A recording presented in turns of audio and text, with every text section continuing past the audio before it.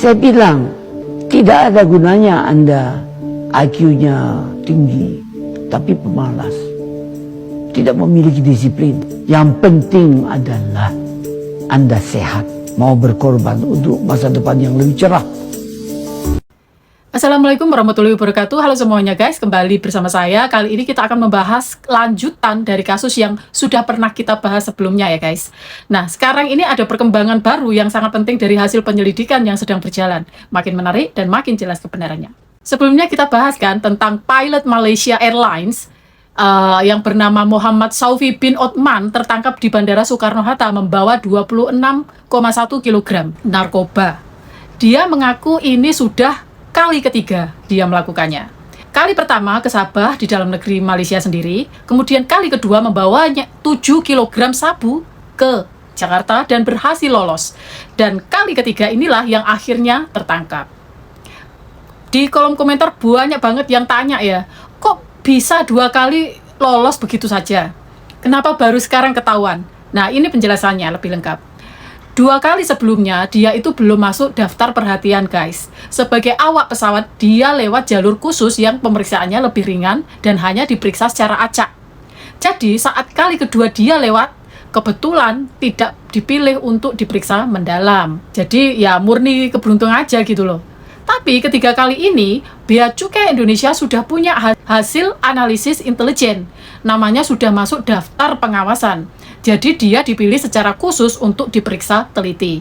Begitu dibuka barangnya, langsung ketahuan. Selain itu, barangnya kali ini jauh lebih besar guys. Dari 7 kg naik menjadi sudah 26,1 kg. Hampir 4 kali lipat. Semakin banyak barang yang disembunyikan, tentu semakin sulit menyembunyikannya dengan sempurna di mesin pemindai.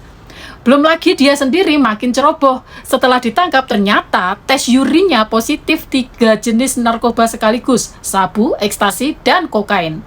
Dia menerbangkan pesawat berisi 170 penumpang dalam keadaan mabuk zat. Bahkan dia menyiapkan botol berisi urin palsu untuk menipu tes.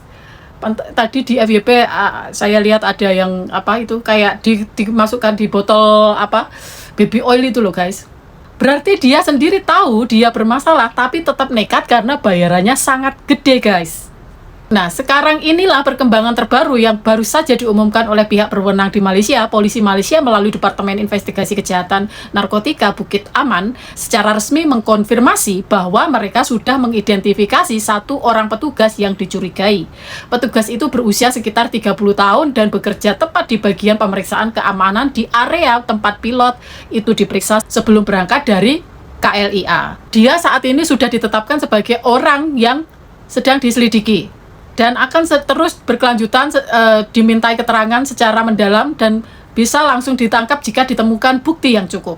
Hal ini tentu tidak mengherankan sama sekali bagi kita ya yang sudah tahu kondisi di sana. Seperti orang yang sudah sering kita dengar dan terbukti ya di bandara-bandara besar seperti KLIA ini ya. Masalah suap menyuap itu memang bukan hal yang asing. Selama beberapa tahun terakhir saja sudah puluhan petugas imigrasi yang dipecat dan ditangkap karena terlibat sindikat yang menerima suap untuk meloloskan orang maupun barang. Katanya hukumnya ketat, kuat. Bahkan mereka itu pakai kode-kode rahasia untuk berkomunikasi. Jadi sangat masuk akal kalau ada oknum yang dibayar untuk membiarkan barang seberat 26 kg lewat begitu aja tanpa ditandai mencurigakan sama sekali di mesin pemindai atau scanner. Dari penyelidikan yang sedang berjalan ini juga terungkap beberapa hal penting lainnya. Pilot ini ternyata dibayar sebesar 50 ringgit untuk 1 kali perjalanan guys. Kalau dirupiahkan itu ya sekitar 200 juta rupiah ya. Barang narkobanya dia ambil dari sebuah apartemen di kawasan Ampang di wilayah Lembah Kelang, tepat 2 hari sebelum dia bertugas menerbangkan pesawat ke Jakarta.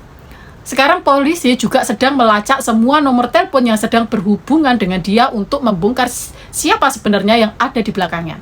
Siapa yang menyetok barang, siapa yang mengatur, dan siapa yang membayar oknum di bandara. Jadi makin jelas sekali ya, masalahnya bukan di Indonesia. Bukan di petugas bea cukai kita. Yang berhasil menangkapnya justru petugas kita di Jakarta. Yang bermasalah adalah sistem pemeriksaan di KLIA. yang ternyata punya celah sangat dalam, celah yang bisa dimanfaatkan berulang kali, baik karena kelalaian maupun karena ada oknum yang memang dibayar untuk membiarkan semuanya lewat bersih. Penyelidikan masih terus berjalan ya guys. Kita belum tahu berapa banyak lagi orang yang akan terseret dalam kasus ini.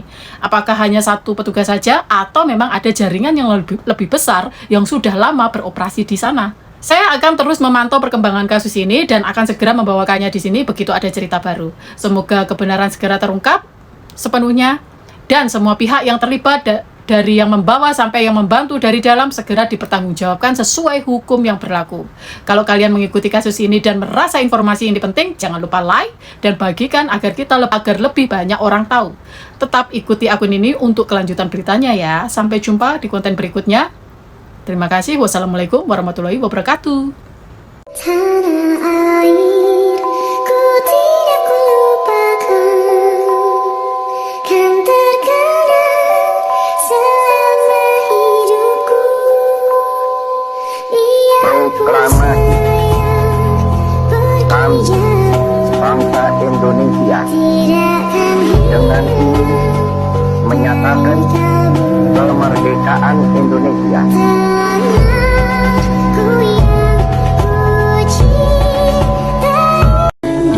Jakarta, 17 Agustus 1945, atas nama bangsa Indonesia, Soekarno, Hatta.